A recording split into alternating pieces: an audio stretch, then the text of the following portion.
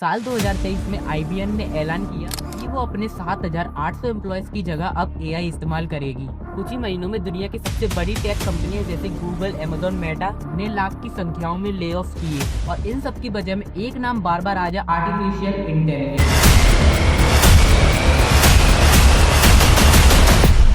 तो सवाल ये है कि सच में AI नौकरियां लोगों की छीन रहा है? कि अगले 10 सालों में आपकी स्किल्स बेकार हो जाएगी, या ये सिर्फ एक डर है जो मीडिया एंड कंपनियां फैला रही हैं? आज की इस वीडियो में हम समझेंगे कि AI काम कैसे करता है, कौन सी नौकरियां खतरे में और कौन सी नहीं, इतिहास हमें क्या सिखाता है और सबसे जरूरी आप क्या कर सकते हो। चलिए शुरू करते हैं। ये पहली बार नहीं कि मशीनों ने इंसानों की जगह लेने की बात की। 1800 के दशक में जब इंग्लैंड में पावर लूम्स आई तो हजारों हैंडलूम्स वीवर बेरोजगार हो गए। गुस्साए मजदूरों ने मशीनों को तोड़ना शुरू कर दिया। इस आंदोलन को इतिहास में ल्यूडिक मूवमेंट कहा जाता है। फिर आई 20वीं सदी, जब ट्रैक्टर्स एंड कंबाइन हार्वेस्टर आए तो अमेरिका में जो लोग खेतों पर काम करते थे उनका प्रतिशत 40 से गिरकर अब 2 रह गया है। लेकिन यहाँ एक दिलचस्प बात है, हर बार जब पुरानी नौकरियां गई हैं तो नई भी आई हैं जो पहले किसी ने सोची भी नहीं थी। कंप्यूटर आया तो सॉफ्टवेयर इंजीनियर जैसी नौकरियां बनी, इंटरनेट आया तो डिजिटल मार्केटिंग एंड यूट्यूब जैसी नौकरियां बनी। तो क्या AI का साथ भी ऐसा ही होगा या इसकी कहानी अलग है? ये सिर्फ हाथ का काम नहीं बल्कि दिमाग का काम भी इजीली कर सकता है। चलिए समझते हैं आज के जमाने में AI इंसान से किन कामों में परफेक्ट काम कर सकता है। फर्स्ट, कंटेंट एंड राइटिंग, जैसे AI आर्टिकल्स, स्क्रिप्ट, ऐसे कामों को कुछ ही सेकंड में कर देता है। कोडिंग हिटअप के मुताबिक आज लिखे जा रहे कोड का एक बड़ा हिस्सा AI की मदद से ही लिखा जा रहा है। कस्टमर सर्विसेज, बड़ी कंपनियां अपने कॉल सेंटर्स में AI चैटबॉट्स का यूज कर रही हैं। डिजाइन एंड आर्ट्स, जो काम एक टीम हफ्तों में करती थी वो काम AI कुछ ही घंटों में कर देता है। गोल्डमैन सैच्स की रिपोर्ट्स के अनुसार दुनिया भर में 30 करोड़ जॉब ऐसी है जो पूरी तरह या आंशिक रूप से ऑटोमेशन पे प्रभावित हो सकती है।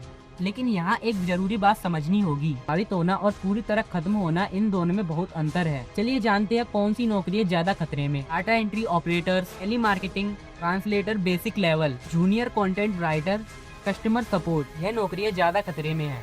चलिए अब जानते हैं कम खतरे वाली नौकरी। Nurses, doctor, hand on care, plumber, electrician, carpenters, teachers खासकर छोटे बच्चों के लिए, थेरेपिस्ट, काउंसलर्स, क्रिएटिव स्ट्रेटजी, सिर्फ एग्जीक्यूशन नहीं दिमाग वाला काम। MIT के एक अध्ययन के मुताबिक जिन नौकरियों में रिपीटेटिव और प्रिडिक्टेबल काम होता है वह नौकरी सबसे ज्यादा खतरे में है, जबकि जिन नौकरियों में इंसान की भावना या कॉम्प्लेक्स जजमेंट चाहिए होता है वहाँ अभी AI बहुत पीछे है। AI कानून दस्तावेज ड्राफ्ट कर सकता है, लेकिन कोर्ट में जज के सामने खड़े होकर बहस करना, इंसानी भावना को समझना, ये अभी भी इंसान बेहतर करता है। अब बात करते हैं सिक्के की दूसरे पहलू की। जैसे जैसे AI बढ़ रहा है वैसे वैसे ही बिल्कुल नई नौकरियां भी निकल रही है, जैसे AI ट्रेनर और प्रॉम्प्ट इंजीनियर जो AI को सही तरीके से चलाना सिखाते हैं। AI एथिक स्पेशलिस्ट जो देखते हैं कि AI का गलत इस्तेमाल ना हो।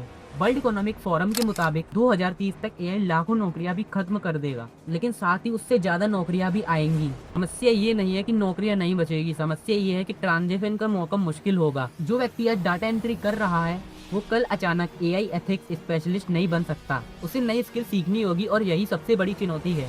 असली खतरा सिर्फ नौकरी जाना नहीं, ये 3 सबसे बड़े खतरे हैं। इनइक्वलिटी बढ़ना, वो AI का फायदा उठा के आगे निकल जाएंगे, बाकी लोग पीछे रह जाएंगे। स्पीड ऑफ चेंज, पर AI का बदलाव अब कुछ सालों में ही आ रहा है। डेवलपिंग कंट्रीज, भारत जैसे देशों में जहाँ लाखों लोग IIT सर्विस, BPO या डाटा एंट्रीज पर निर्भर है, वहाँ असर ज्यादा गहरा हो सकता है।